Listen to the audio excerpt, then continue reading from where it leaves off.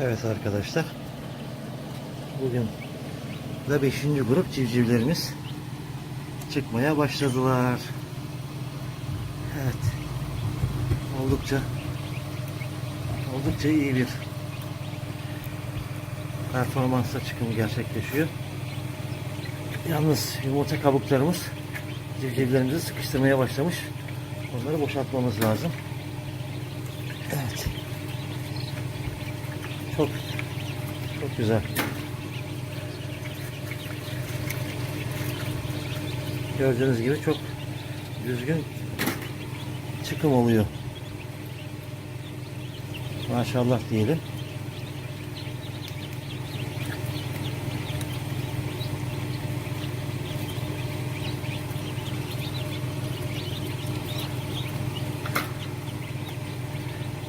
Evet arkadaşlar. Evet. Bu da çatlamış. Sanıyorum kısa bir süre sonra bu da çıkar.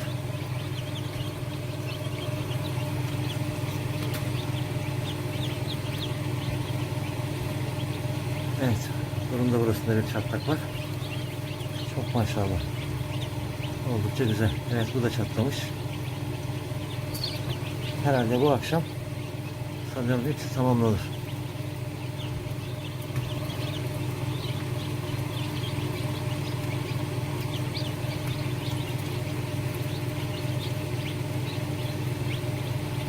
Evet.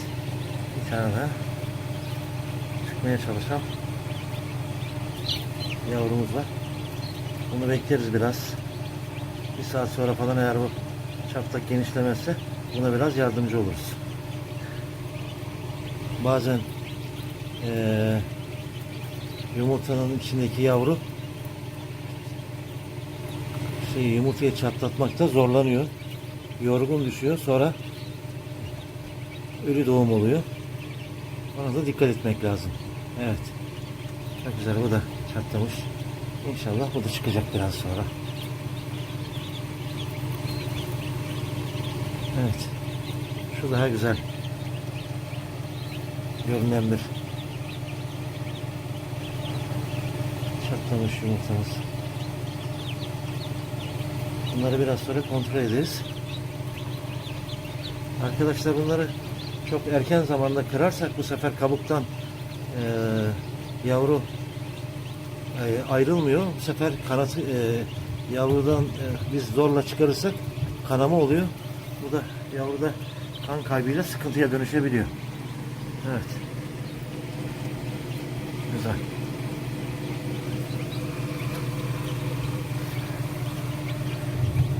Bugünkü yavrularımız oldukça güzel ve renkli. Şu da çok enteresan renkli bir yavrumuz. Ben de merak ediyorum. Cinsi nedir? Henüz bilmiyorum. Biraz büyüyünce göreceğiz.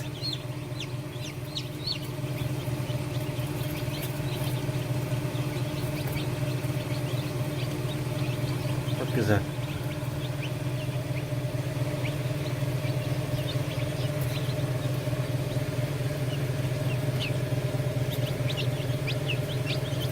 Yine boğazı tüysüz olan Turken cinsi yavrularımız. Evet. Artık kapatalım. Dolabımız soğumasın. Çünkü bu hızlı soğuma civcivlerde şok etkisi yapıyor.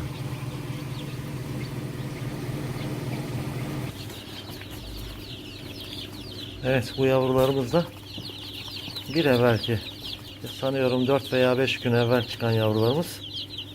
Onlar da oldukça sağlıklılar. Ama yemlerini çok hızlı bitiriyorlar. Evet, yemimiz tükenmiş.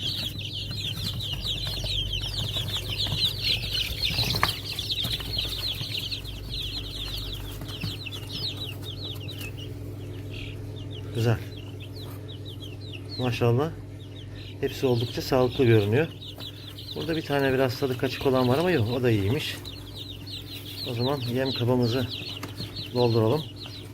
Tekrar koyalım.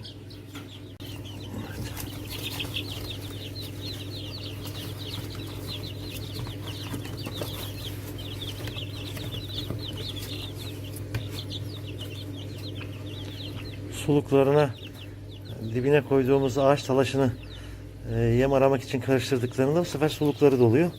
Onu da temizlemek gerekir.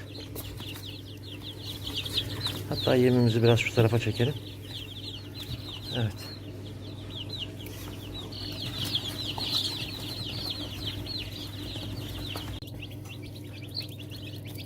Şimdi bu 4. grup yavrularımızı artık çıkım sepetinden yaşam alanlarına alalım. Mümkün olduğu kadar canlı olanları çıkaracağız. Biraz daha yeni çıkmış olanları birazcık daha çıkım sepetinde ve kuluçka makinesinde tutacağız. Ama dün çıkanları en azından buraya almak lazım çünkü artık kendi hayatlarını burada devam ettirecekler.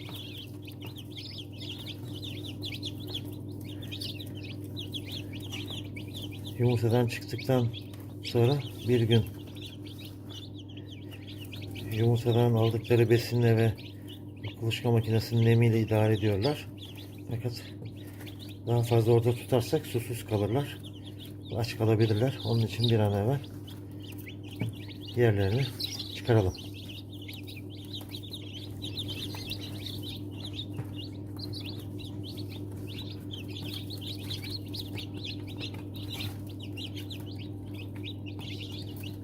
Evet.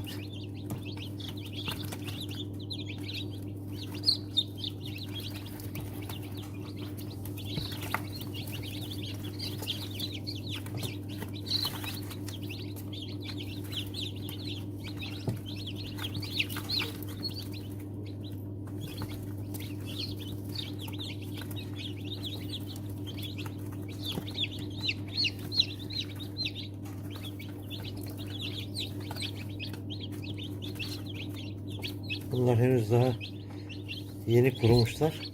Bunlar yumurta sepetinde belki kuluçka makinesine bir gün daha kalabilirler veya sabaha kadar kalabilirler. Onun için bunları tekrar kuluçka makinesine yerleştirelim. Sanki bu da olmuş gibi ama yok henüz. O da çok ayaklanmak istemiyor. Gerçi bunun ikisini de alabiliriz.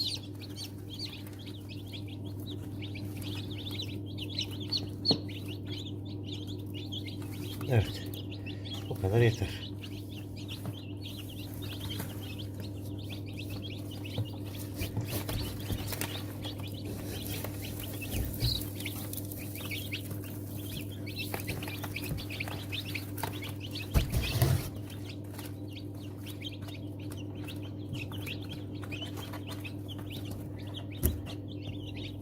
Bu yumurtadaki de çıkmak üzere.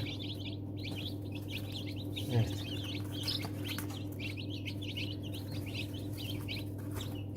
Sesi geliyor. Evet. Bu da çatlamış.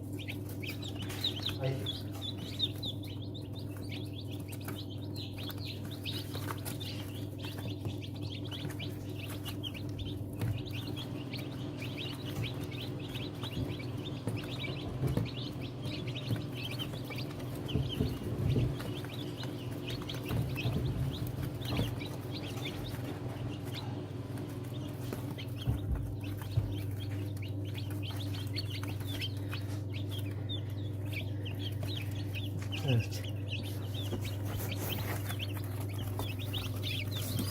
Suları da burada. Yalnız benim için önemli ve değerli bir bilgi.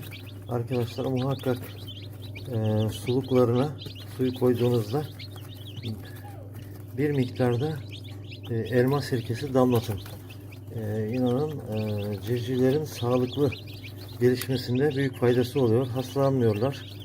bir an evvel daha canlı ve diri oluyorlar.